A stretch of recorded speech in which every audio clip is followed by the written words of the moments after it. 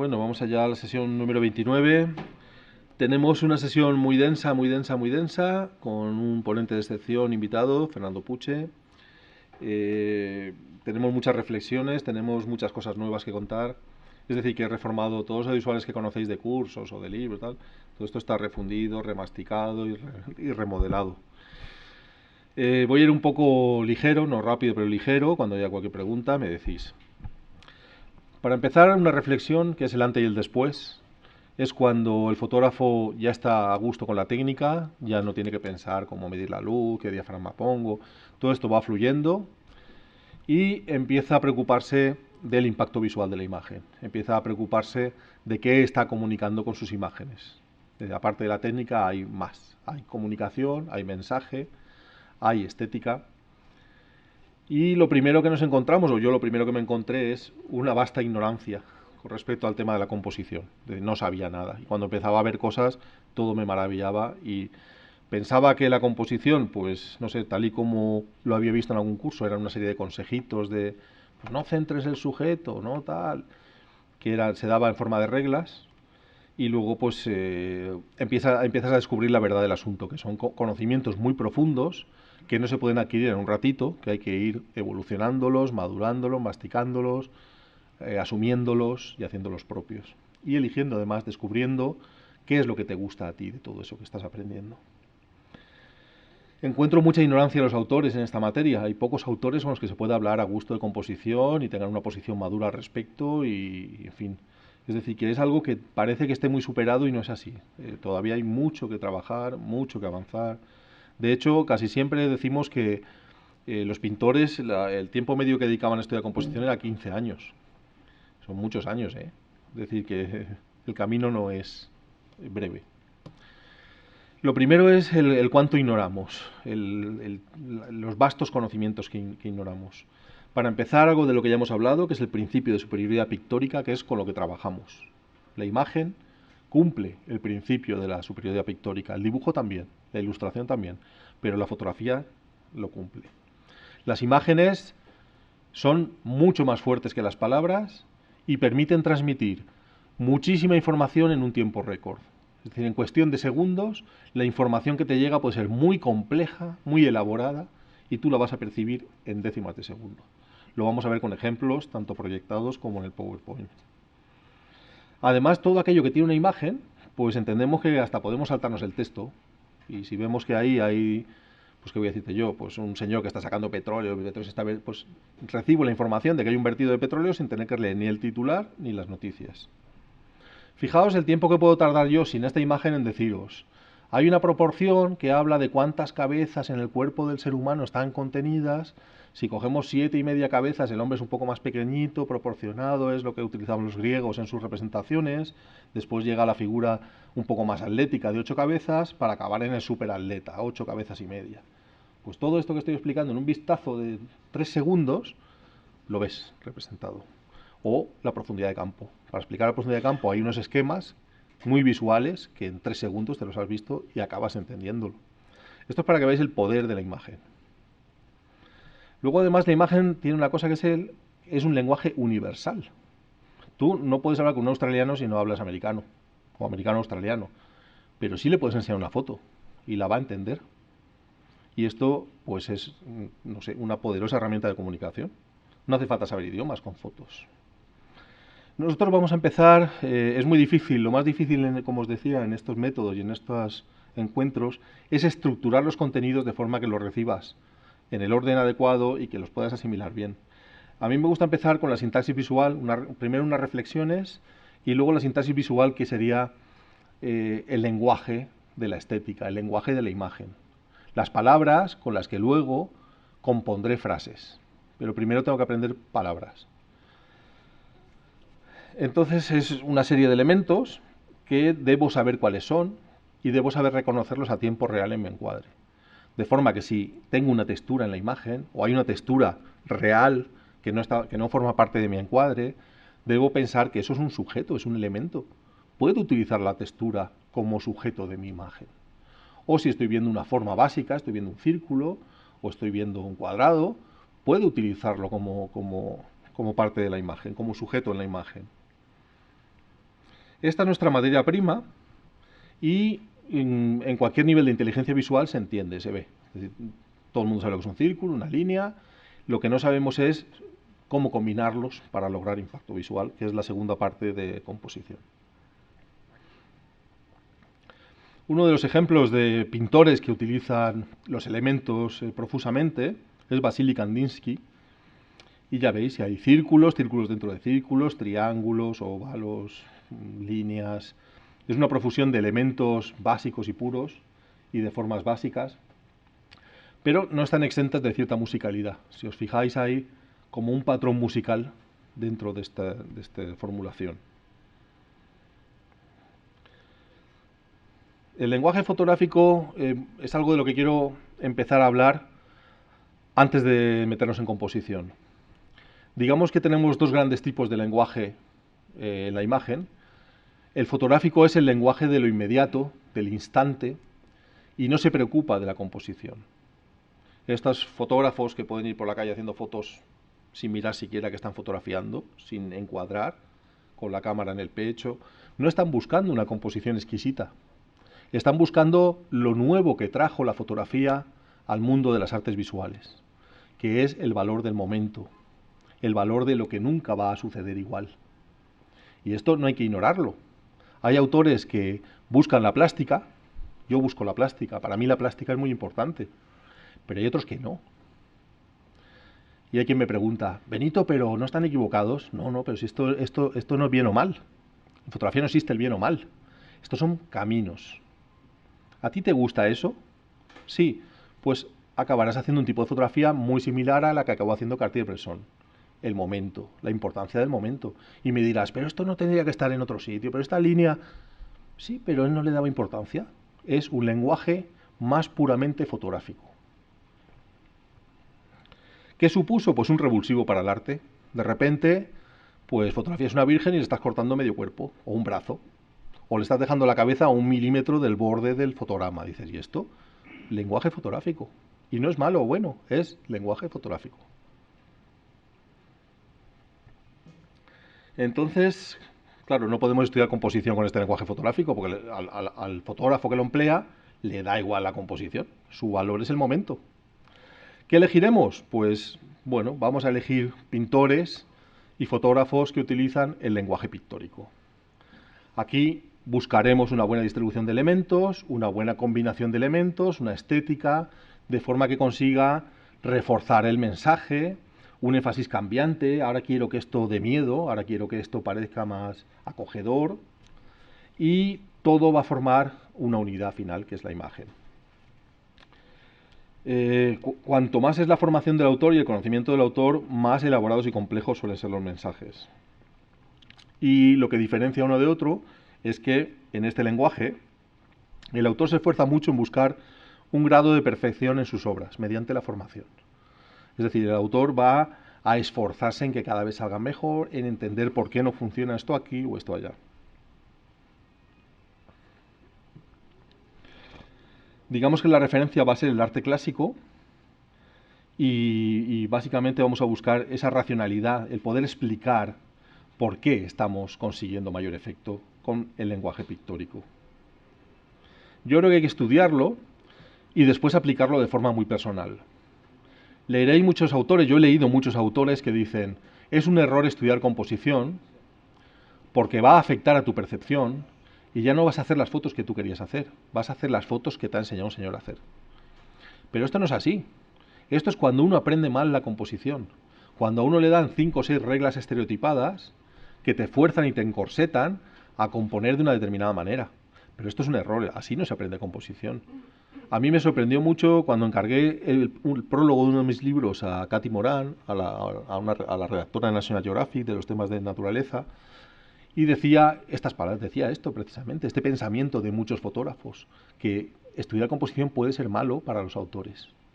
Porque las reglas, claro, cuando yo leí la palabra reglas lo entendí perfectamente. Así no se estudia composición, así no aprendemos composición. ¿Qué lenguaje prefieres tú? Esta es una buena pregunta que debe hacerse cada uno. ¿Sois más del lenguaje fotográfico? ¿Primaríais más el momento sobre la estética?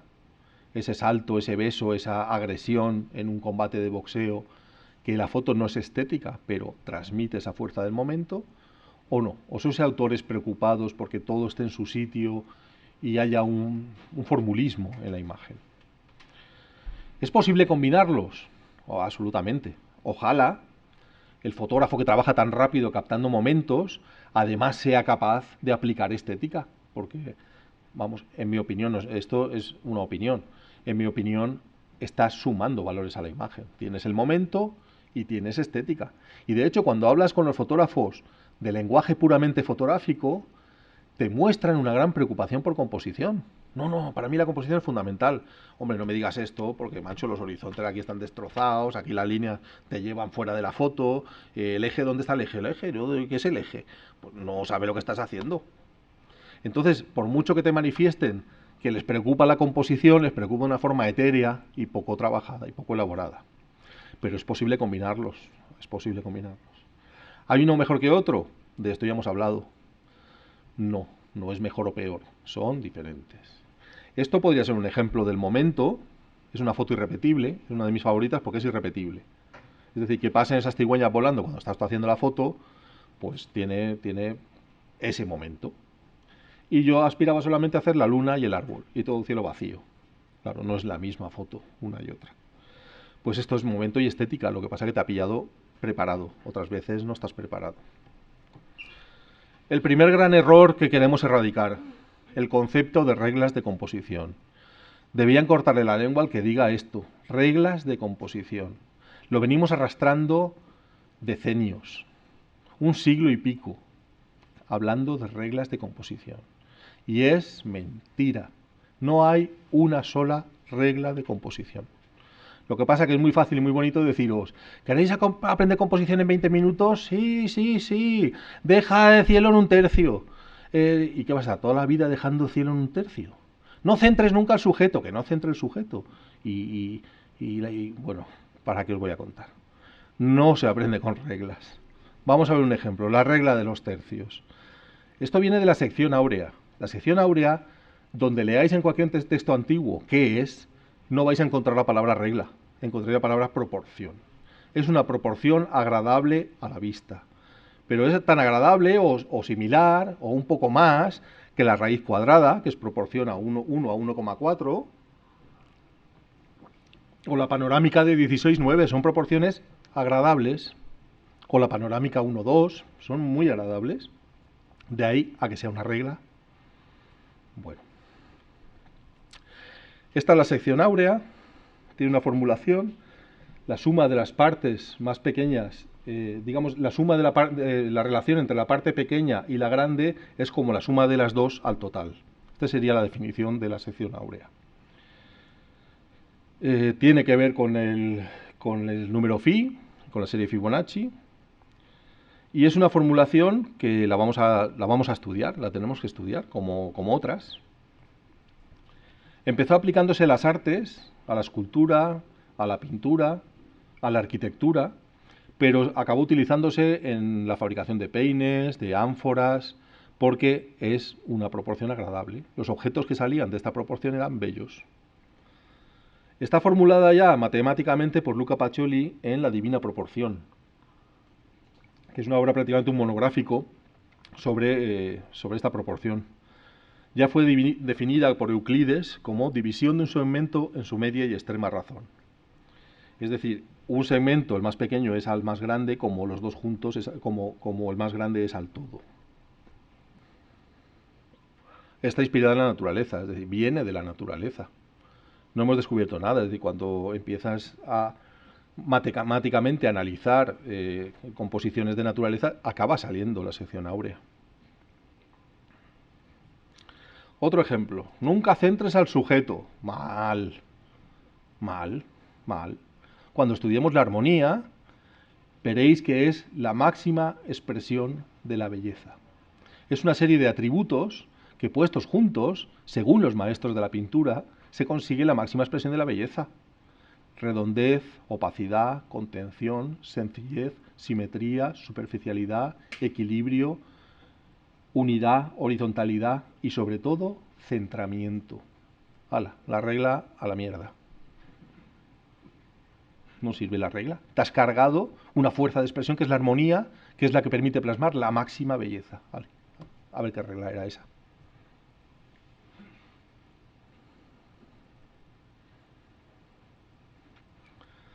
Así que no existen reglas de composición. Hay conocimientos muy profundos que uno aplica en función a la expresión, la expresividad que quiere conseguir en su imagen, a la formulación que quiere plasmar. Saber de composición, como os he dicho, requiere de años de estudio, pero el premio es que puedes crear obras de gran impacto visual y coherencia en el mensaje en muy poco tiempo. Y eso lo habréis visto en algún sitio, en cursos, en algún sitio tenéis que haber visto un fotógrafo que coge la cámara y en 20 minutos ha hecho 3 fotos que ni pensabas que era posible hacer en ese lugar. Eso es educar la percepción y educar la visión. Está viendo cosas que los demás no ven. Se llega a un grado de abstracción en el cual las trampas de alcantarilla, estas vulgares que ves en la calle, dejan de ser trampas de alcantarilla para ser óvalos. Y el óvalo es un elemento muy fuerte en la composición, es una forma primaria. Y deja de ver pasamanos en las escaleras para ver líneas. Y dejas de ver ventanas para ver cuadrados. Cuando eso sucede, cuando pierdes esa percepción de que el mundo real pues no son columnas, son cilindros, estás llegando cerca de lo que sería la expresividad a través de la composición. Yo todo esto lo explico partiendo del arte. Para mí el arte, y esto es muy personal y ya me criticará quien quiera que me critique, para mí el arte lo tiene que hacer un artista. Y el artista es una persona que conoce el lenguaje del arte, que entiende lo que ha plasmado. Es decir, un señor que coge un cubo de pintura amarilla, lo tira en una pared y dice, es una paella, pues yo veo una explosión nuclear. Pues es que... eso. Y cuando le preguntes, ¿y esto qué fuerza de expresión tiene? ¿Eh? No, fuerza de expresión, ¿no hay radiación? ¿Radiación? Eso es malo. No hay conocimiento del artista. Ya hemos visto que hay un alfabeto visual, que hay unos elementos. Si los desconocemos, ¿cómo vamos a hacer frases con ellos? Si tú no sabes lo que es la textura, y no sabes lo que es la dimensión, y no sabes lo que es la profundidad, y no sabes lo que es el volumen, ¿cómo te vas a expresar con ello? Si es el lenguaje del arte.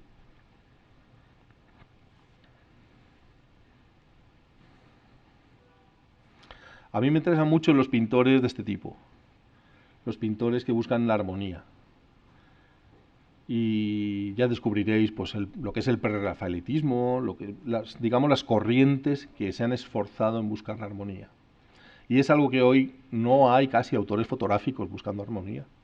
No, ahora queremos contraste. Los cielos tienen que ser todos el del último día que existimos. El cielo se va a desplomar sobre la imagen. Los elementos creando diagonales extremas. Los colores saturados y sobrecontrastados. Bueno, así nos estamos expresando. Pero ¿qué pasa con la suavidad de la luz? ¿Qué pasa con la unidad de las formas? ¿Qué pasa con las simetrías? Ya nunca vamos a expresarnos con ellas. Y otra cosa que me tocó decidir, ¿de quién voy a aprender de arte? ¿De quién? Voy a aprender de esa revista que dice todo sobre la composición en 3 dobles páginas. Voy a aprender de ahí. Voy a aprender de un artista contemporáneo que está exponiendo en Arco y que está empezando a ser famoso y cotizado. O de un crítico que está trabajando en una galería de arte. Yo lo tuve muy claro. Yo cuando cogí un libro de arte dije, ¿quién era Caravaggio? ¿Quién era Da Vinci? ¿Quién era Miguel Ángel? Y cuando vi lo que habían hecho dije, yo quiero aprender de estos. O sea, quiero que mis fotos se parezcan a esto y no a aquello. Esta es mi propuesta. Aprender de Sorolla, aprender de Degas, aprender de Velázquez, aprender de Rubens. Creo que ellos estudiaron lo suficiente de composición como para fiarnos. El minimalismo no lo vamos a descubrir nosotros. Ya veis, esto es una obra de Degas, basada en 2 colores y 4 manchas. Y en 4 manchas ha sabido manejar magistralmente la escala, de forma que con 3 motitas negras, con 3 mosquitas que hay ahí, ha representado un paisaje pues, de 1 kilómetro. Para mí esto es maestría en la pintura y maestría en la composición. Yo quiero aprender de esta gente.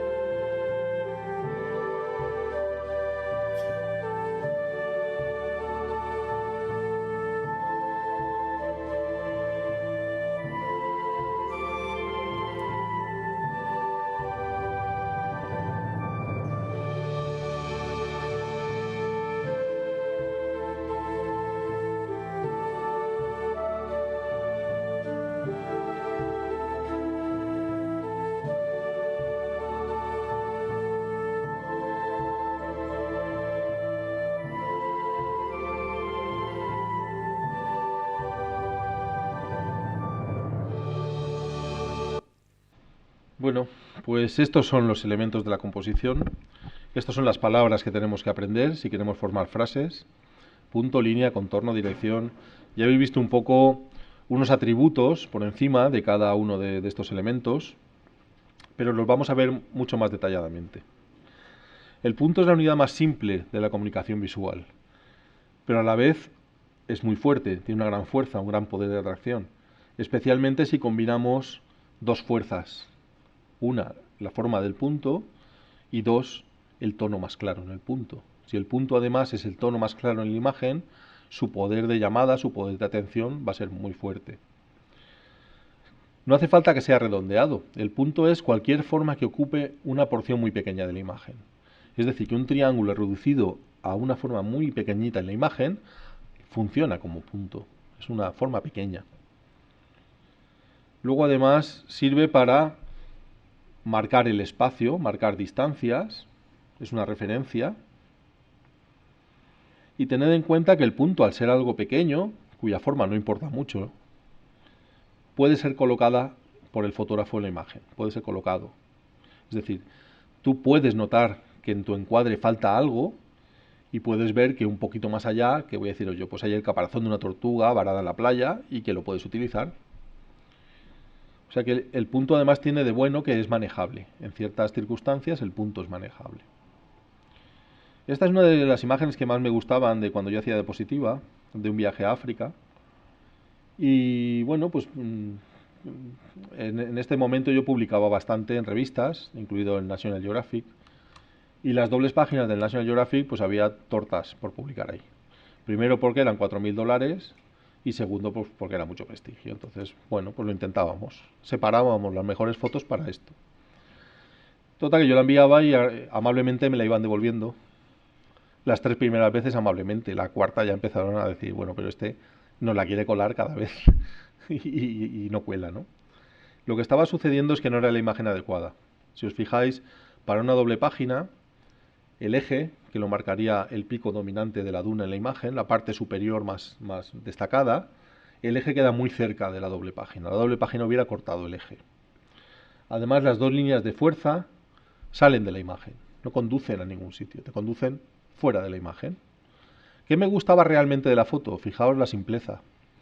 Me gustaba una tontería de un 2% de la foto, que era la posición del Oryx. Esa posición lateral, que se perfila muy bien los cuernos, con la cara vuelta hacia el observador, hacia el fotógrafo, me gustaba. Pero claro, ¿cuánto ocupa eso en la imagen? Estoy viendo muy pequeñitos defectos, muy pequeñitas virtudes frente a muy grandes defectos. Estas son partes de las fotos que hice y descubrí que una diapositiva que había pasado por alto, que es la última, era la mejor compuesta, que fue la que finalmente se publicó. Esta última que veis aquí, las dos líneas de fuerza conducen hacia la forma, hacia el punto, que es el Oryx. La posición no es tan bonita, pero a fin de cuentas es un punto en la imagen. Y el eje está muy correctamente posicionado para que la doble página ni se acerque ni lo pellizque. Pues esto es lo que yo no sabía ver. No sé si vosotros pensáis tanto las imágenes, pero hay que empezar a hacerlo. Los puntos conectan y dirigen la mirada, crean caminos visuales, de forma que el espectador va a hacer un recorrido como yo quiera, como yo prevea que lo deba hacer. Si no me he dado cuenta, pues lo dejo arbitrariamente a su patrón de lectura. Pero si yo coloco los elementos sabiamente, haré que el espectador esté más tiempo viendo la imagen. En este caso he creado un encuadre cerrado, como un triángulo, y eso hace que estés más tiempo viendo la foto que si fuera un encuadre abierto. Esto es un ejercicio ya con un punto, pero buscándole un mensaje. El punto ha sido encerrado, confinado dentro de unas líneas. El título de la foto es La luna atrapada. El punto ya es un poco grande, incluso podríamos hablar de forma. Ya a partir de cierto tamaño, el punto ya cobra forma. Ya se ve que es un cuadrado, ya se ve que es una piedra rectangular y deja de ser un punto. Pero si lo reducimos muy pequeño en la imagen, acaba siendo un punto. Y bueno, pues encontramos una metáfora visual aquí, y podemos hablar pues de una sensación de cautividad, de privación de libertad, de encerramiento. Estoy buscando un mensaje a través de esos elementos que estoy estudiando. el punto, la línea, la forma. De nuevo, mucha fuerza, mucho impacto, porque el punto además es el tono más claro sobre un patrón oscuro, destaca muchísimo, hay mucho contraste y resalta. Estamos utilizando compositivamente el punto, o bien para conectar, para llevar al espectador por un camino, bien para llenar partes del encuadre, bien el propósito que sea. La línea, por definición matemática, es o bien una sucesión de puntos, o bien un punto en movimiento. La línea ya tiene energía, la línea ya tiene inclinación, puede tener dirección. La línea inclinada es mucho más dinámica que la línea horizontal, que marca un eje más estable. Tiene mucha energía, cuanto más inclinada, menos estabilidad, más tensión, más dinamismo. Y según la forma que tiene, según su grosor, su densidad, su color, puede expresar connotaciones diferentes. La línea, cuando se cierra, cuando hace un recorrido y se vuelve a cerrar, está determinando contornos de figura, que pueden ser básicas o no. Aquí pues se evidencia, como observo yo en muchas fotografías de muchos autores que están empezando a aprender composición, se evidencia que en este momento yo no tenía ni idea de lo que era la composición. Hay una luna, hay dos diagonales, hay colores primarios, pero los elementos no están distribuidos como el fotógrafo quiere. Simplemente hemos hecho la foto pensando, ¿qué momento? Está la luna y el cielo, qué bonito.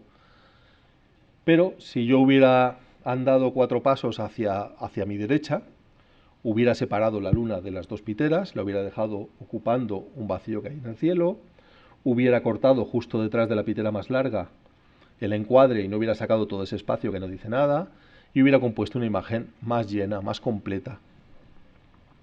Benito, Sí. una pregunta desde Argentina. Daniel Ángel Larrondo pregunta, dice, ¿la composición y sus reglas son diferentes para la visión de un diseño de revista que para la visión fotográfica general? Uf, lo de las reglas me ha hecho daño. No hay reglas, no tenemos reglas. ¿Qué reglas hay? Que alguien me diga una regla que se la desmonto en segundos. No existen las reglas. Se aplica de otra manera, porque en una revista podemos aplicar ilustración, podemos aplicar diseño, y podemos aplicar fotografía y podemos aplicar textos, pero nosotros en nuestras fotografías, como no fotografiamos una señal que lleva el texto, pues la fotografía no lleva texto, esta fotografía no lleva texto, estoy más limitado.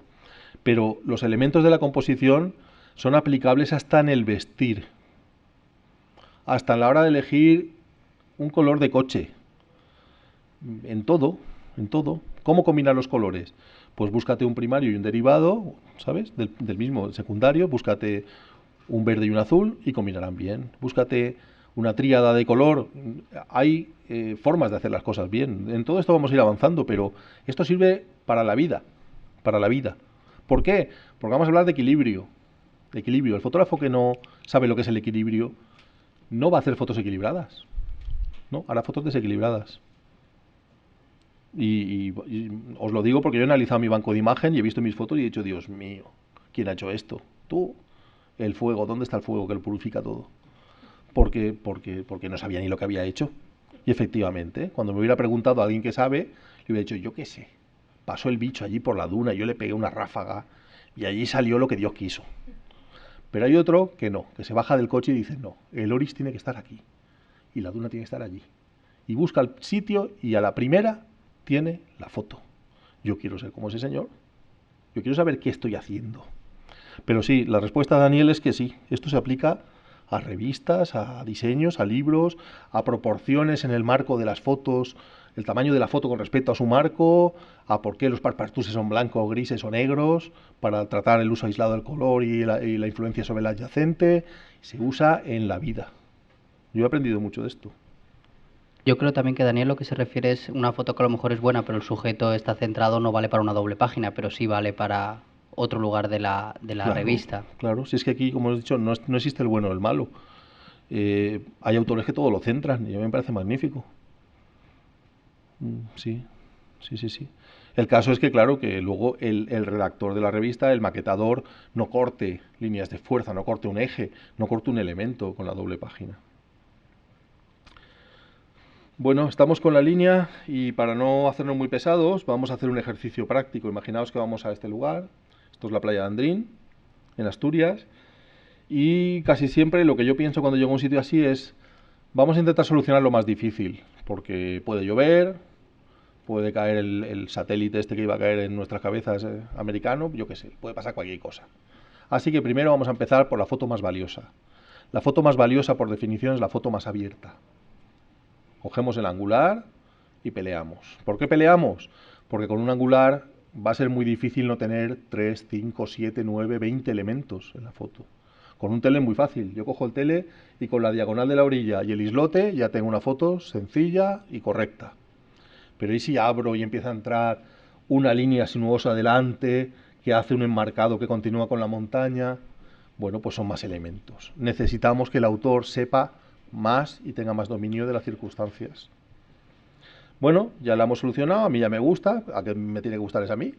Es decir, que aquí ya no se puede, no me puede decir, pues a mí no, bueno, vale, pero como me gustaba a mí, que es la que tenía que hacer, digo, ya está hecha.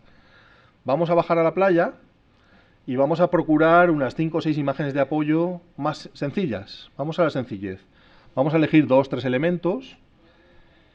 ¿Qué tal eso? ¿Qué tal vamos si encontramos una línea sinuosa que crea el agua con 2 formas sólidas? Venga, vamos a posicionarnos de forma que ese recorrido sea en diagonal, es decir, que estiremos el recorrido del agua sinuosa por el encuadre, separemos claramente los elementos, porque lo hemos decidido así, y crearemos una conexión visual entre ellos.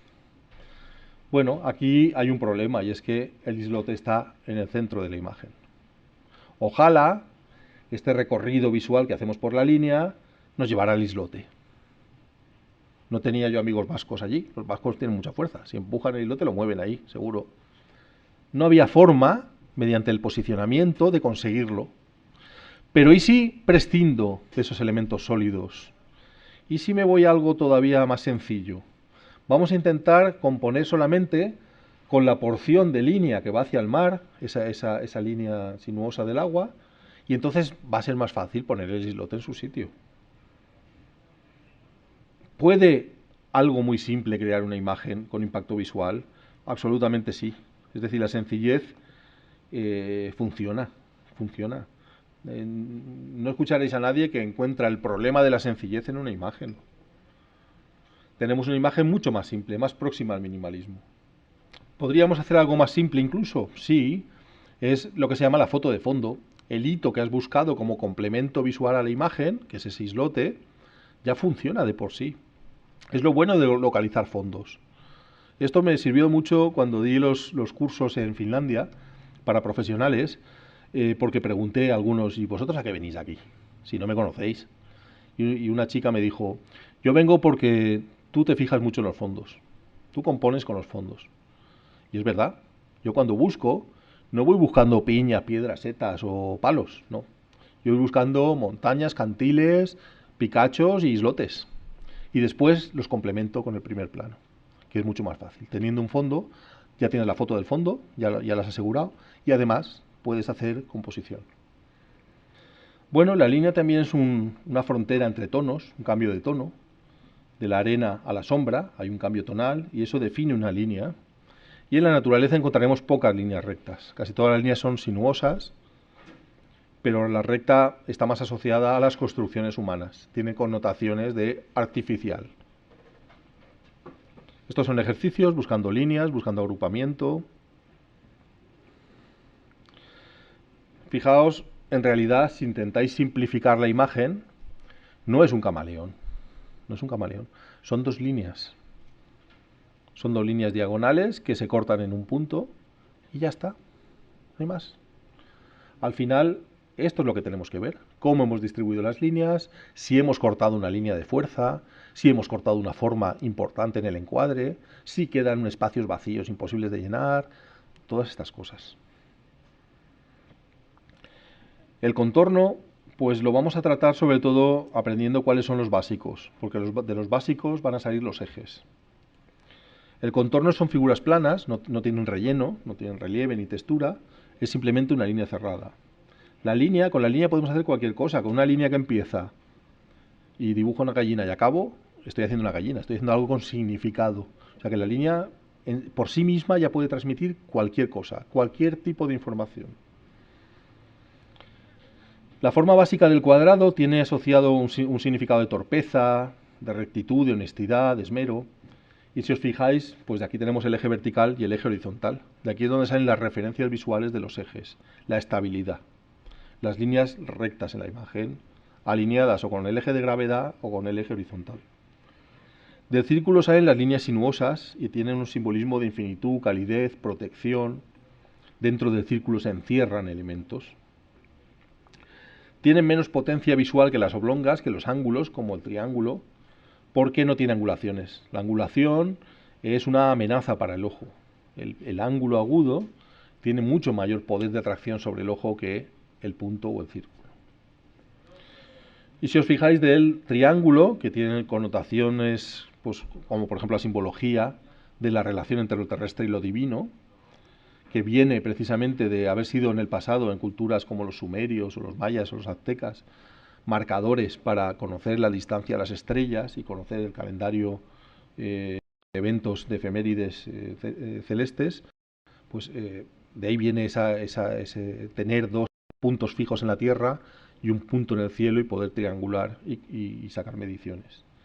Pero de esos lados del triángulo sacamos la diagonal. Sacamos una línea que de por sí es inestable, que si la soltamos cae, y que causa tensión, dinamismo, y que se utiliza mucho en las fotos de contraste. Aquí podríamos trazar unas líneas, si os fijáis, aprovechando la luz que haría de eje. El eje ya os digo que es la parte más dominante de la imagen. En este caso, ese hueco que arroja luces podría ser el eje, y aquí hay un triángulo de eje con la luz. Pues este tipo de conexiones entre los elementos es el que debemos empezar a ver, a valorar, a visualizar. Por lo menos en esta fase que estamos con los elementos.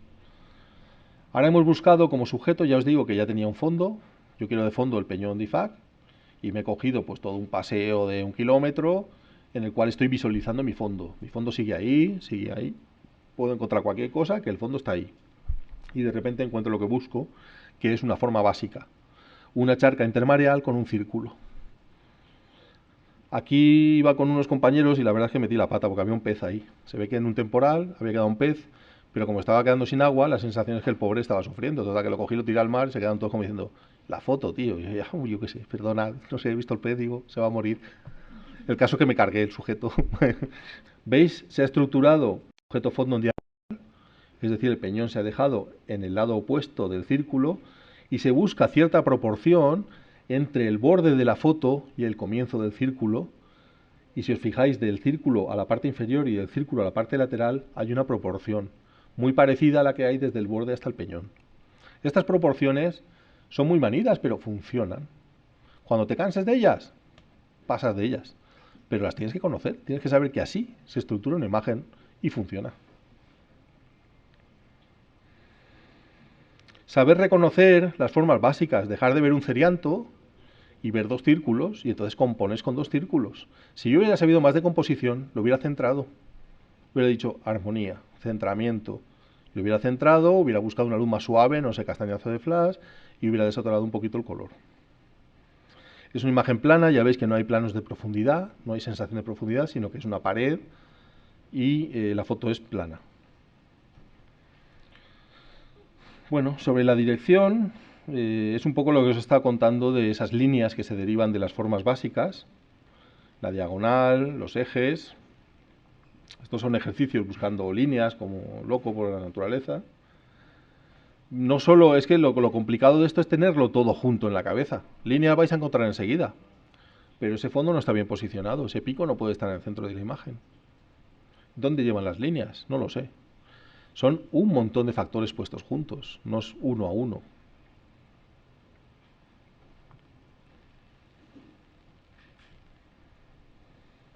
La verticalidad es un valor en composición. Ya es un valor. Es decir, si la foto no sale en horizontal, la verticalidad es un valor. Porque me permite ganar profundidad, me permite ganar dimensión, me permite enseñar cosas que están más cerca de mí cuando pongo la cámara en vertical. Luego tened en cuenta que una de las fuerzas más potentes en nosotros es el equilibrio. La tendencia al equilibrio es brutal. Si nos desequilibramos nos caemos, siempre intentamos estar en equilibrio. Cuando montamos en bici, cuando andamos, cuando nos acostamos, cuando nos tiramos al sofá, siempre tengan un equilibrio, si no te colapsas, te caes, te pegas un porrazo. Así que cuando hacemos movimientos, intentamos buscar contrapesos, me refiero también en componiendo. A la hora de componer tenemos que vigilar espacios vacíos, espacios desequilibrados. En este caso el triángulo es muy, muy, muy desequilibrado. El triángulo se sustenta sobre el ángulo más fino. ¿Veis el triángulo? Claro, cuando conectáis esas tres figuras, el ángulo que se queda abajo en esa piedrecita es tan fino, tan fino, tan fino que carece absolutamente de estabilidad. Es una foto con tensión.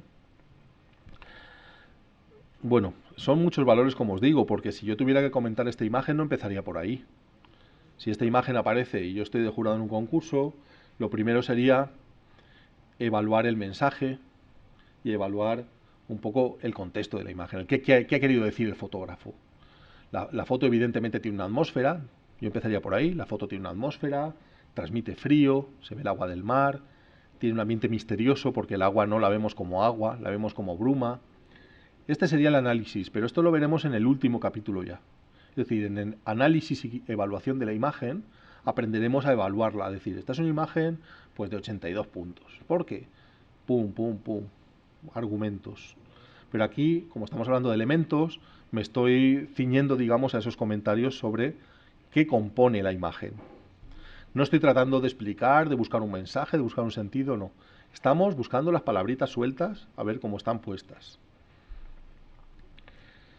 Bueno, la dirección diagonal, desde luego, es una de las más utilizadas en fotografía, porque es inestable, llama mucho la atención, recorre el encuadre de extremo a extremo, si queremos, es decir, podemos posicionar los elementos de forma que el ojo tenga una sensación de que el encuadre está lleno, y cuando eso se consigue, no es posible reencuadrar. Y esto ya es un logro. Es decir, aquella foto que no permite reencuadre, ya no permite reinterpretación. Ningún jurado dirá, no, esto mejora si cortas aquí un cacho. No, no puede usted cortar porque me corta usted la línea. Entonces, atención a esas fotos que están ya completas y que el sujeto llena bien el encuadre y no es posible realizar una versión sobre ella.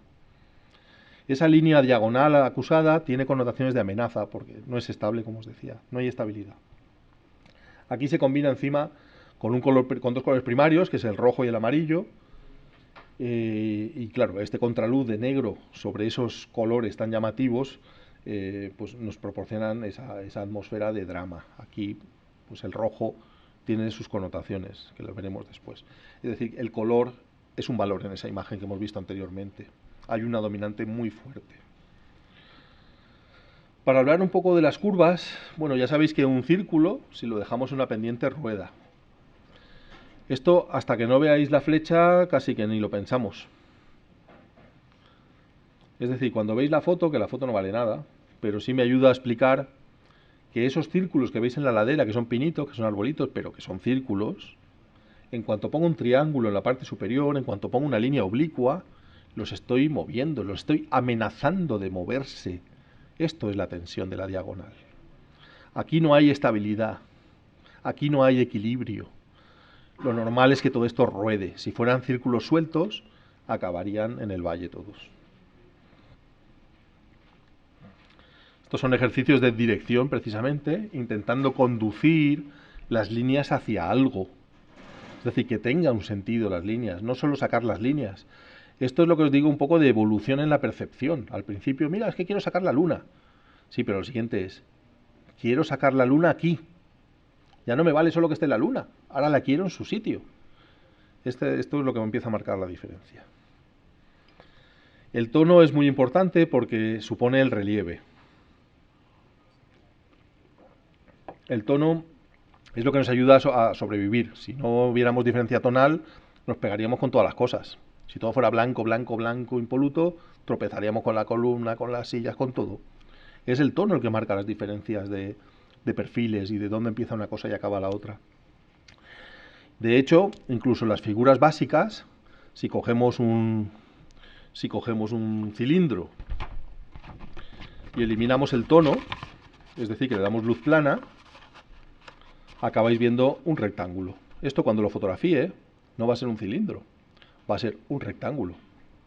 ¿Por qué? Porque no hay información de volumen y la fotografía lo aplana, lo comprime, lo representa en dos dimensiones y tengo ancho y alto. Hasta que no ponga una luz lateral que haga que haya una sombra arrojada con una gradación, no sabré que esto tiene un saliente. Esto es en lo que afecta el tono al volumen. Fijaos que aquí la gradación esta del blanco, ese humito que parece que hay, esa niebla fortuita, se ha realizado desenfocando nieve en el primer plano. Esto se ha buscado. Si no tienes la imagen en la mente es imposible que la realices. A veces hemos desenfocado folios, maletas de estas de aluminio, muy cerca de la cámara, jugando a ver a qué altura. Eso provoca un desenfoque parecido a la niebla. Entonces, si buscas la niebla y no está, hay que inventarla. Bueno, el tono representado gráficamente no son gradaciones de luz, claro, son gradaciones de pigmento. Aquí ya estamos hablando de pigmento. Y hay limitaciones en la imprenta, en los medios gráficos, para representar tantos tonos de luz que podemos percibir. Ni siquiera la perspectiva, que es un artificio poderosísimo para crear profundidad y sentido tridimensional, ni siquiera es tan potente como el tono. Cuando combino perspectiva y tono es cuando consigo la máxima expresión del volumen, la máxima expresión tridimensional en la fotografía. Benito, Sí. hay una pregunta en internet. Marianne Sáenz Díez Molina pregunta: si hay imágenes realizadas con lenguaje fotográfico donde se valora más el momento que la composición y otras realizadas con lenguaje pictórico donde prima la composición y estética, ¿no habría que valorarlas y evaluarlas de forma diferenciada con criterios diferentes? Claro, por eso hemos distinguido los lenguajes. Y por eso no estamos viendo fotografías de lenguaje fotográfico, si os fijáis. Es decir, las fotografías que estamos viendo ilustrando todo esto, pues no hay carrera, ni salto, ni no. Aquí está todo en su sitio. Y las pinturas que hemos elegido, pues son pinturas formales, en efecto. O sea, Marian tiene razón. Hay que evaluarlas de forma absolutamente diferentes. Son dos lenguajes distintos, con valores diferentes. Eso es. Fijaos también con qué facilidad aceptamos imágenes monocromáticas. Incluso nos gustan más y nos evocan más que la fotografía en color. Esa facilidad, el poder decir prescindo del color y sigue funcionando, es para que veáis la importancia del tono. El tono ya perfila, hace que distingas qué tipo de animal es. El color no añade información, añade emoción, añade sentimiento, añade subjetividad, pero información no.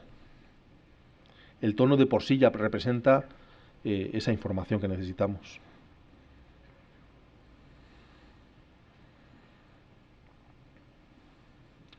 Bueno, entramos en el color entonces, pasamos del tono y vamos a evaluar los colores.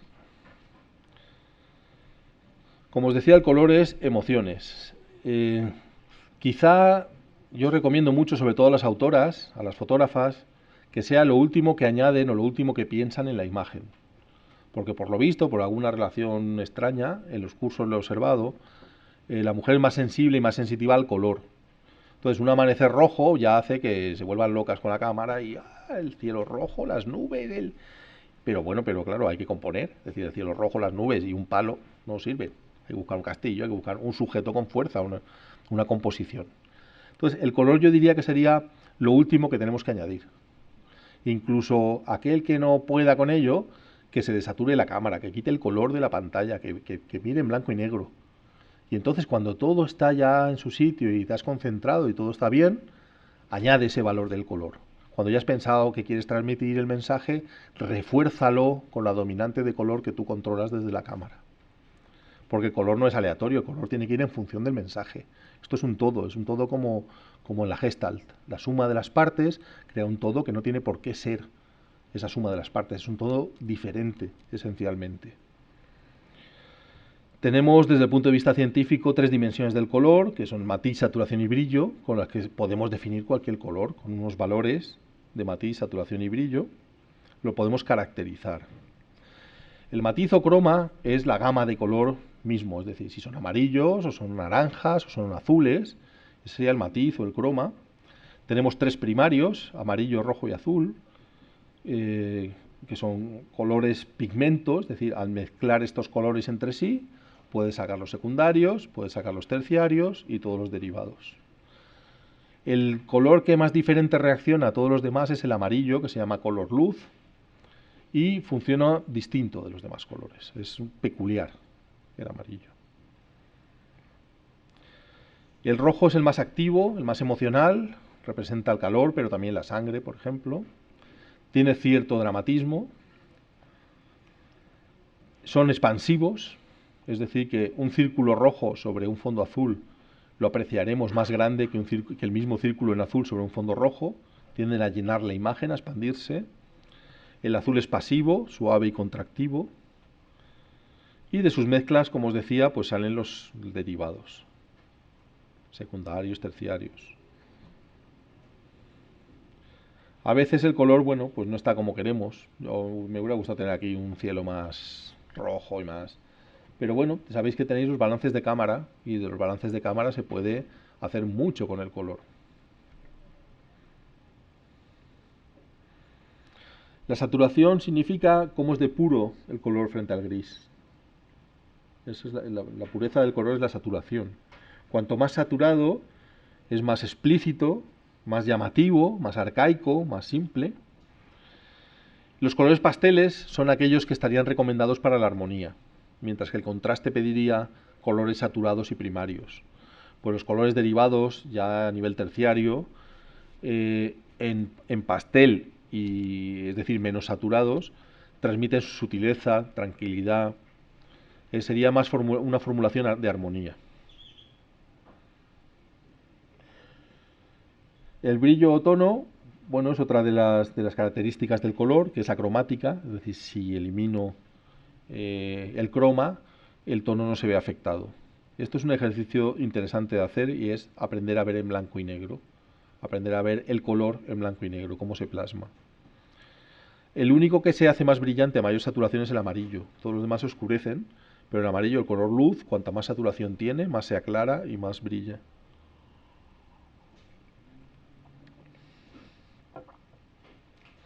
Ejercicios con el color, con un polarizador golden blue, un polarizador de efecto.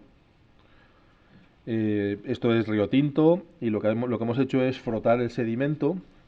Baja una laminita de agua por esta ladera. Hemos frotado el sedimento de forma que se ha diluido esos depósitos rojos y amarillos, y el agua, cuando llega al caudal del río, forma esas ondas en movimiento. Y ya según la velocidad de obturación que elija, pues consigo esos efectos de volcán. Tenemos que saber lo que es el uso aislado del color. Si queremos representar la máxima luminancia y pureza del color, hay que emplazarlo sobre un fondo acromático. Blanco, negro, gris, pero sin dominancia de color, para que no influencie la percepción del color. Cuando algo se emplaza sobre negro, el color gana su máxima expresividad. Tenemos mucho resalte del color. Por eso muchas exposiciones se hacen sobre marco negro, o marco gris, o marco blanco, para que no afecte al color de las fotos. Habrá algunas que le afecten mejor y otras peor. Entonces coges un acromático que sabes que es neutro y que no va a afectar a la percepción del espectador. Fijaos que incluso llegamos a percibir, nuestra percepción no juega a estas jugadas. Si al tono lo rodeo de un color oscuro, lo percibo más claro que si lo rodeo por un color claro. ¿Creéis que es el mismo gris? No lo parece, pero es el mismo gris. Lo único que he hecho es cogerlo y meterlo uno encima del otro para que digas, oye, pues sí, la continuidad me da ya la certeza de que es el mismo tono. Pero es el mismo, exactamente el mismo, ahora no lo percibo igual. Por eso una foto oscurita es muy recomendable que lleve un marco negro, porque por comparación la imagen se va a ver más clarita. Y al revés. No solo el tono adyacente influencia la percepción, sino también el color adyacente, claro. Si miráis un paño azul y luego de repente miráis el color complementario, vais a ver todavía el azul ahí persistiendo. Entonces se influencian los colores. Hay colores aditivos que al sumarlos dan el blanco, que son los colores luz, son los colores de pantalla de ordenador, por ejemplo, que cuando no hay emisión, cuando la emisión es cero, es negro. Y cuando hay emisión, que se están emitiendo los colores a la vez, el RGB, tenemos el blanco. Cuando unimos estos colores en estos dispositivos, tenemos el blanco. Los sustractivos son colores pigmento.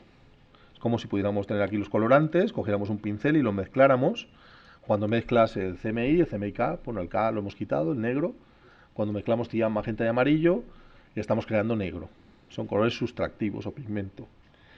Y cuando cojo colores opuestos, es decir, cuando en esta rueda de color esquemática, pues me cojo, ¿qué voy a deciros yo? Un verde y un magenta, ya sé que cuando los mezcle, si son colores luz, van a dar blanco. Esto es lo que utilizaba, si os acordáis, cuando utilizaba el flash, con el balance de cámara y el filtro de color en el flash, me estaba basando en estos conocimientos sobre el color. Aquí lo que he hecho es aplicar esto que acabo de explicar. He hecho un balance rojo para el encuadre, que son 10.000 Kelvin, y como es mentira, es decir, no estoy iluminando la escena con azules, he conseguido esa dominante roja. ¿Qué hago? Pues para conseguir luz blanca tengo que pintar con el complementario con el flash. Si disparara el flash tal cual, saldría rojo también. Voy a poner un filtro azul al flash y cuando el filtro azul y esa luz azul se mezcle con el balance rojo de la cámara, harán blanco. Y en la foto de al lado igual. Estoy haciendo un balance de 2800 Kelvin, muy azul, y cuando pongo un filtro naranja delante del flash, es el complementario y estoy creando el blanco. Esto es entender la rueda de color y los complementarios, porque luego en la naturaleza, si no quiero recurrir al retoque y quiero fotos especiales de color, voy a tener que recurrir a estas técnicas y a estos conocimientos. Y no es nada difícil, es simplemente tener un poco la rueda de color presente y decir, voy a hacer un balance verde y si pinto de magenta con el flash, tengo el blanco. Y entonces tengo unas posibilidades cromáticas enormes. Luego hay una dominancia de peso de los colores, hay colores más pesados, con lo cual puedo dotar a mi composición de más estabilidad. Si yo empiezo colocando el rojo en la base, el naranja, el azul y arriba una franja amarilla, estoy expresando estabilidad, especialmente si además son franjas horizontales. Si quiero contraste en mi expresión visual, pues procuraré que ya no sean líneas, serán líneas diagonales y arriba estarán los pesados. Empezaré con el rojo arriba y el más ligero, que es el amarillo, abajo. Estaré creando tensión y inestabilidad. Qué bonitos son los pajaritos. Bueno, vamos a estudiar el color desde el punto de vista de la Gestalt. Y el profesor que más profundizó en el color, que hizo un libro que se llama Interacción del color, fue un alumno de la Gestalt, que luego fue profesor, que es Joseph Albers, que defiende pues unas teorías interesantes como que las personas no tenemos memoria del color. Tenemos una memoria del color pues como la tenía el pez ese de Nemo, que no se acordaba ya. No tenemos memoria del color. De hecho, os voy a retar. Bueno, aquí hay mucha gente del curso que ya sabe lo que va a pasar, pero hay otros que no lo saben. Si queréis intentar retener este color, ahora lo tenéis que encontrar aquí. Antes de que nadie meta la pata, no lo busquéis porque no está.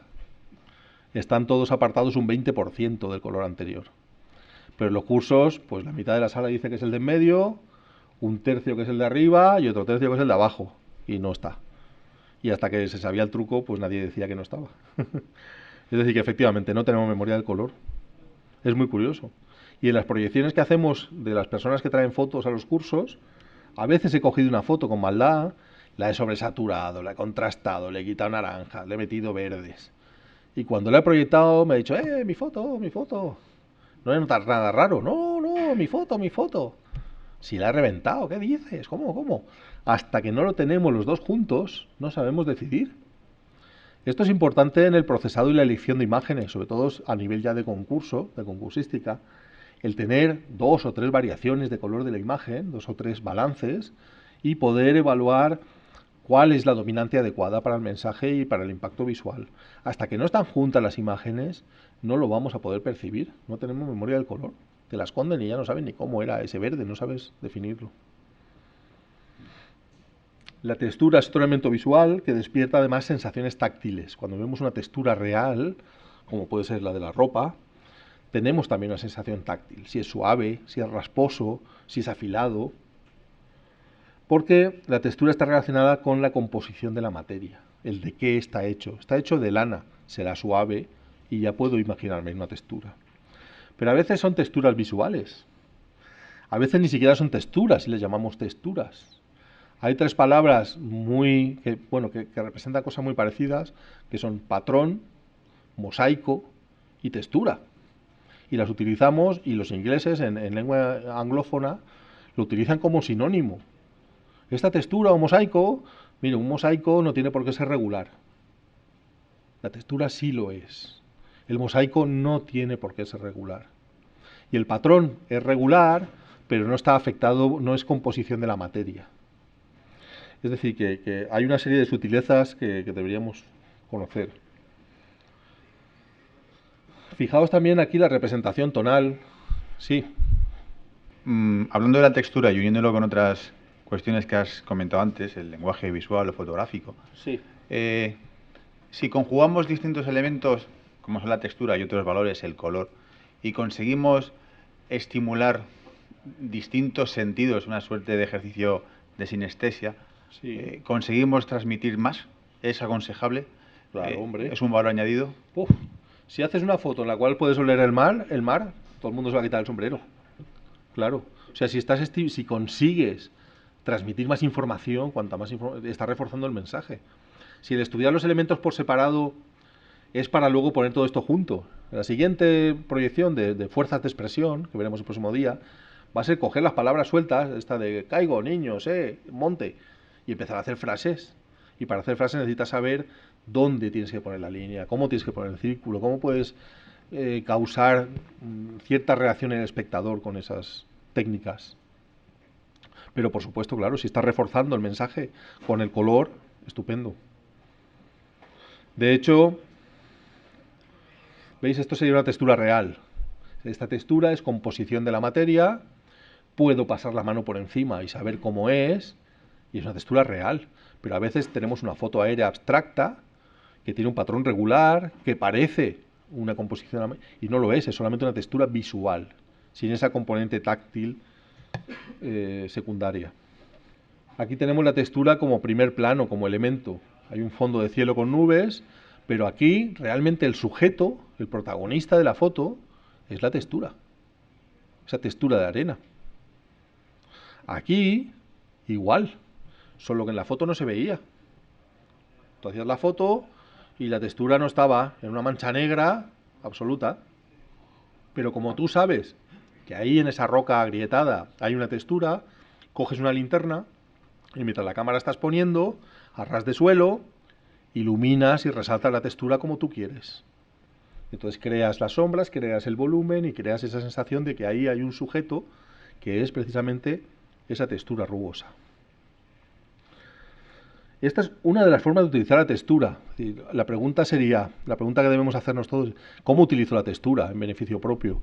Pues hombre, la puedes respetar pura, como hemos hecho con el tronco, la puedes romper, como hemos hecho aquí, y en vez de sacar un patrón regular de plantas así con forma de cojín redondeado, pues hemos metido un elemento disruptivo, que son esas rocas que están rompiendo el encuadre, y que funciona también. Funciona. Tenemos las opciones estas. Y otra opción es utilizarla como sujeto, es decir, relacionándola con un fondo.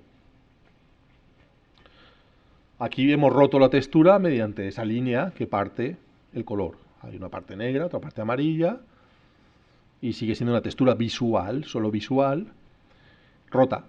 Podemos jugar a romperla. Podríamos haber cogido solo un cachito negro y no lo hubiéramos roto, y también funcionaría y nos gustaría. La escala es dar al espectador una información de qué porción de paisaje está viendo, de si es un paisaje enorme o es un rinconcito. Esto se puede manipular, es decir, el fotógrafo, mediante el uso de las focales y mediante el posicionamiento, es capaz de forzar la escala, es capaz de hacer que algo parezca grandioso sin serlo o parezca insignificante sin serlo. En este caso la escala la marcan los elefantes. Los elefantes sabemos que son enormes y veo pues eso, como delante parecen más grandes, al final hay algunos más pequeñitos, y no es que sean crías, es que nuestro cerebro entiende que cuando los elementos con la misma forma están más pequeñitos hay más distancia al fondo. Es decir, que aparte de la escala estamos consiguiendo una dimensión en esta foto, que lo consigue la dirección de la curva del río junto con ese tamaño comparativo referente de los elefantes. Entonces, cuando cojo algo muy pequeño y le pongo algo más pequeño al lado, lo estoy engrandeciendo. Ahora lo grande es lo que era pequeño. Y al revés. Si tengo unas bolas así de granito, pero me traigo el gran pedrolo en medio, las estoy empequeñeciendo. Todo esto es manipulable, no solo a mano, sino también con la cámara. Entiendo que esos peces que están lejos no son crías de este pez más pequeñito, sino que tienen el mismo tamaño, pero como no hay una referencia de espacio, al haber una jerarquía de tamaño y aparecer más pequeños es porque están más distantes, están más lejos del observador. O sea que la escala jerárquica es la que me está informando de la dimensión. La que más se ha utilizado es el ser humano, tanto en pintura como en fotografía. Y la persona sabemos lo que mide, más o menos, con una desviación, pero nos da un referente de cómo de grande y cómo de amplio es el paisaje. Acordaos de la escena de la playa de Degas.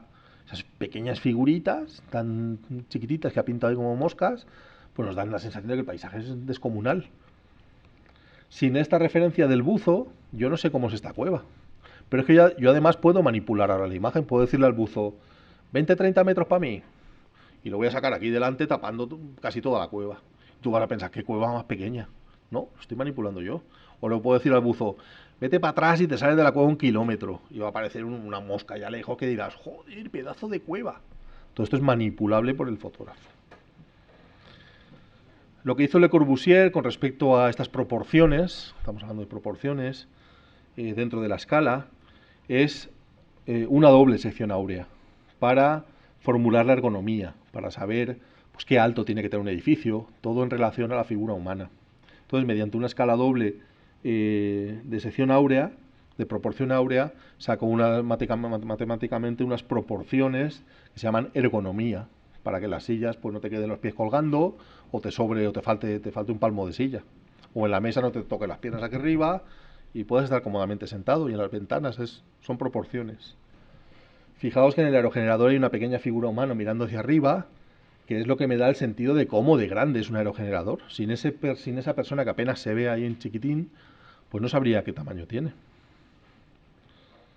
Entonces esas formas que conozco o puedo intuir su tamaño, como ese yate, me dan una información de qué tipo de paisaje estoy viendo. Si es un paisaje muy abierto, es un rinconcito. Bueno, sobre la sección áurea ya hemos hablado un poquito antes, cómo se formula y básicamente su definición es una proporción cuya contemplación da placer visual. Esto es lo más interesante que se puede decir de ella. Es decir, hay unas proporciones que cuando las veo digo, qué bien distribuido está esto. Claro, me interesará, no es ninguna regla, no es para aplicarlo siempre, simplemente cuando lo vea y me apetezca y vea que queda bien, lo haré. Muchas construcciones, como os decía, la arquitectura se ha basado mucho en esta sección áurea, especialmente el Partenón. Entonces, bueno, ya veis que hay muchas pinturas que se pueden estructurar dentro de cuadrados, rectángulos, espirales áureas.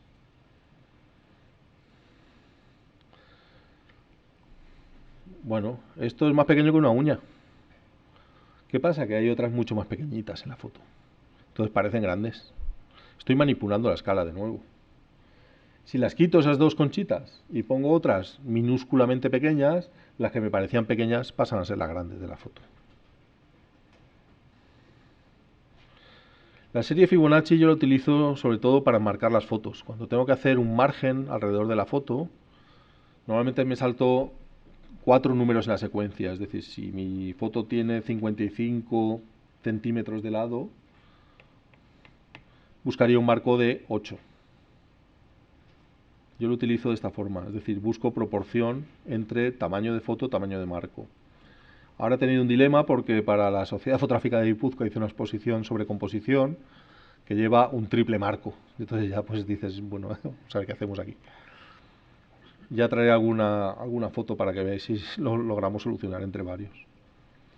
Fijaos qué manipulación de la escala, más evidente. ¿Sabéis lo que mide esta torre? Esta torre está en el Cabo de Santa Pola. No son 28, 27, 28 metros. Os da la sensación de que esto mide 28 metros. Si parece un juguetito de esto de una pieza de ajedrez. ¿Por qué? Porque con un gran angular me he acercado mucho a esta rama de pitera, he hecho que la rama de pitera sea el eje de la foto, sea dominante, supera al sujeto, y ahora el eje no es la torre, ahora el eje es la punta de la pitera. He puesto algo dominante sobre la torre. estoy empequeñeciéndola, estoy restándole importancia, estoy manipulando la escala. De esto os he hablado brevemente, pero para que veáis que funciona y que es un valor seguro es mantener las proporciones. De esto uno se cansa enseguida. Y cuando esto lo hace uno 20 veces dice, bueno, ya voy a estar toda la vida aquí con la regla, pues no. Simplemente te sale, lo metes dentro de tus conocimientos y dices, pues mira, hoy toca esto, o esto me sugiere que debe estar proporcionado, o no, hay tanto caos que no voy a guardar ninguna proporción aquí. Pero fijaos cómo hay una distancia aproximada entre la piedra y el extremo, lo que os contaba justo de la foto que hemos visto antes, y de los bordes de las rocas hasta el margen. Pues esto es orden, esto siempre ha funcionado. ¿Veis? A la hora de calcular, como os decía, dentro de las ampliaciones para exposición, qué filete, qué marco dejo alrededor de la foto, pues lo suelo hacer con la serie Fibonacci, normalmente. Bueno, la dimensión es esa representación en dos dimensiones que nos vamos a encontrar y que yo quiero que aparezca lo más real posible, lo más tridimensional posible, si es mi deseo, a veces no lo es. Entonces, como hemos visto en el tono es uno de los elementos que influyen en la dimensión, pero también tenemos la perspectiva. Hay varios tipos de perspectiva y influyen en la dimensión. Esto sería perspectiva lineal, forzada con el punto del observador con el uso de una focal adecuada, y buscamos un punto de fuga. Es decir, esas líneas, que en realidad son paralelas, tienden a semejar que convergen en algún punto imaginario que se llama punto de fuga. Una vez que nos acostumbramos a trazar perspectivas, es decir, una vez que pensamos, me voy a acercar aquí a estas líneas y voy a hacer que se dirijan en diagonal hacia aquella parte, tengo que dar otra vuelta de tuerca y decir, ¿a dónde me llevan estas líneas? ¿Qué quiero conseguir creando un camino visual? Es que está la luna allí. Ojalá tuviera yo la luna ahí asomando entre las nubes. Sería la justificación de por qué he trazado la perspectiva así. Si queremos un encuadre abierto, el punto de fuga quedará fuera de la foto. Es decir, ese punto imaginario de convergencia saldrá de la foto y el espectador pues saldrá de la foto. Es un encuadre abierto, muy fácil de circular y de salir. Mientras que si quiero captar más su atención, procuraré que me lleve a un sitio y procuraré que ese sitio tenga un fulcro de retorno, tenga un punto que me lleve de nuevo al inicio y consiga atrapar más tiempo la presencia del espectador. Esta palabra tan rara la veremos más adelante, en la siguiente proyección, el fulcro. Bueno, aquí veis ejercicio de perspectivas simples, son solo perspectivas. Pero uno de los retos que podéis afrontar es, voy a hacer perspectivas con valores tonales. Voy a buscar tubos cilíndricos de conducciones de estos de tuberías y voy a intentar que el tono más el punto de fuga y la perspectiva me den una mayor sensación de tridimensionalidad. Y es así como se consigue.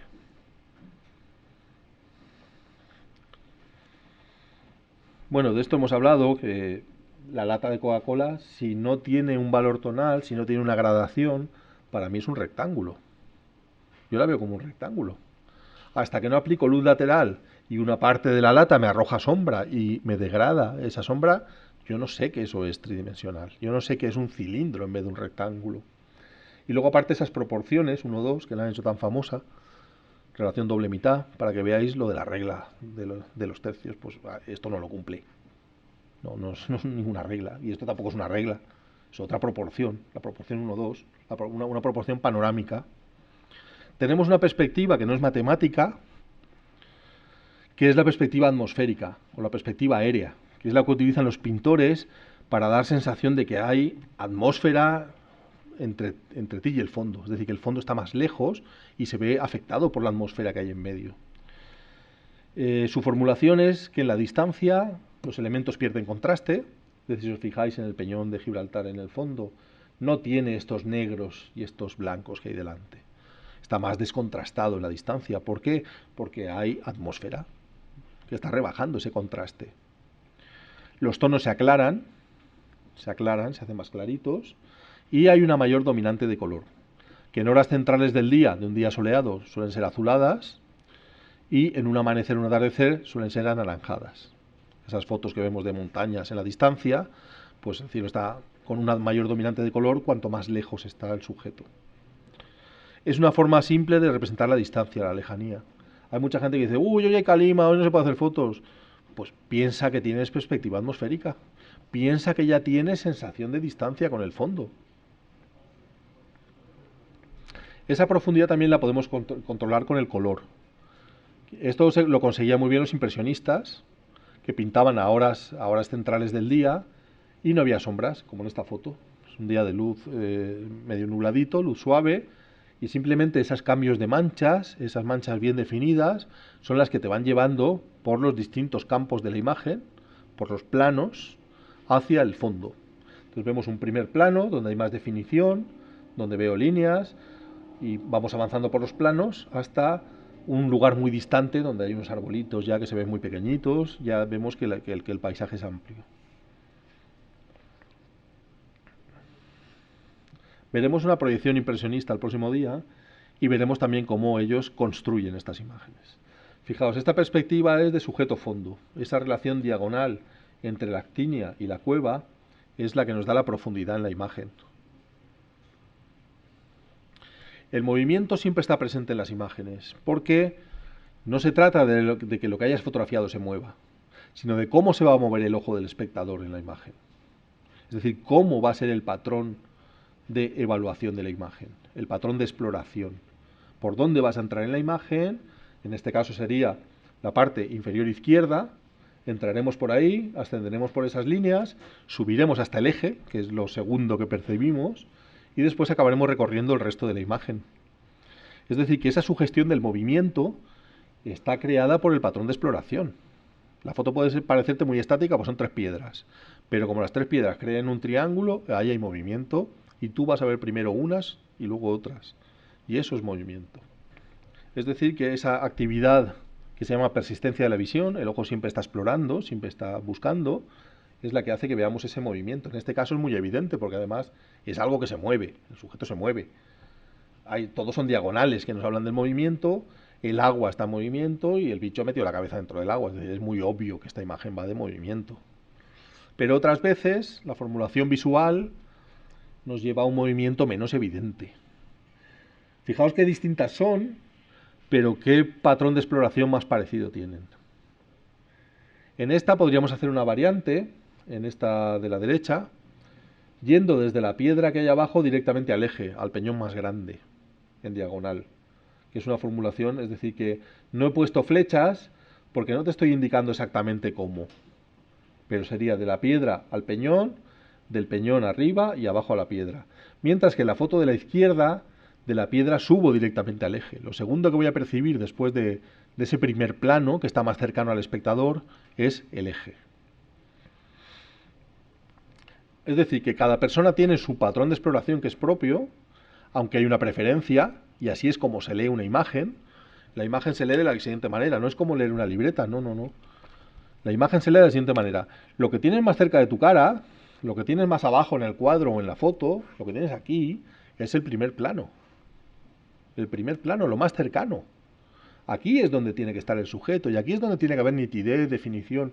Aquí es donde el espectador espera encontrar algo, porque es lo que tiene más cerca.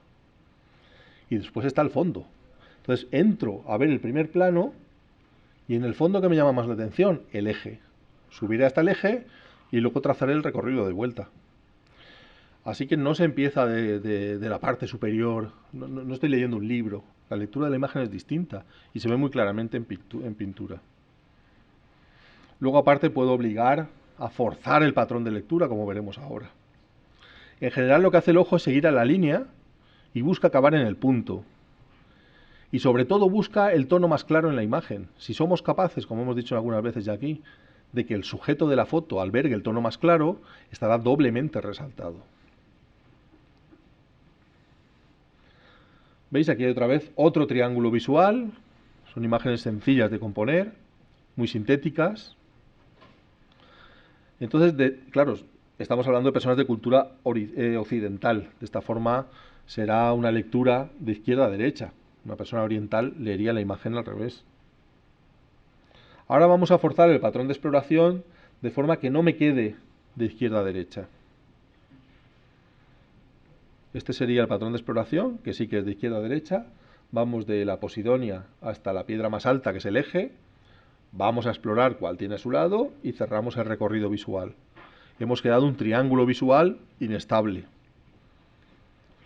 Pero ya aquí estoy forzando a otra lectura de la imagen, porque el primer plano es lo que me llama la atención y el primer plano traza una línea muy clara que permite entrar desde la izquierda. Entro por la izquierda, subo y vuelvo a bajar. Si basamos nuestra estructura visual en sujeto fondo, en este caso primer plano fondo, tengo dos opciones: o los alineo, es decir, la piedra y el eje quedan alineados y cargo el peso de la imagen ahí, o creo una diagonal. Hay un sujeto aquí delante y un pico y recorro en diagonal la imagen. No hay muchas más posibilidades visuales efectivas. Esto en realidad es un triángulo y he forzado, como os digo, el patrón de exploración. Te he llevado a verla como yo quiero. Puedo hacer que te quede más tiempo aquí, más allá. Es decir, pensando la imagen, puedo colocar suficiente cantidad de elementos, que son pocos. Haría falta solamente un fulcro, un punto de retorno, para conseguir que tú quedes atrapado en esa imagen. Fijaos en este triángulo visual, que también es muy evidente. Aparte de la línea de diagonal de la orilla, esa conexión entre elementos sólidos nos marca otro patrón de exploración que empieza de nuevo de la izquierda, subimos al eje, recorremos y bajamos. En este caso, esto sería un patrón, el movimiento es irradiado. Es decir, hay una parte de la imagen donde parece que surge unos círculos que se van ampliando en la distancia y que se irradian hacia afuera. Igual las líneas nos ayudan más a verlo. Y se irradia precisamente por el tamaño y la distancia y la separación entre los árboles. Si queréis volver a la de atrás, hay como, se sugiere como unos círculos, como una espiral que surgen de esa parte central de los árboles, que no está realmente centrada. Sería justo el circulito de en medio donde empieza la irradiación, que también la tiene esta planta de Verode.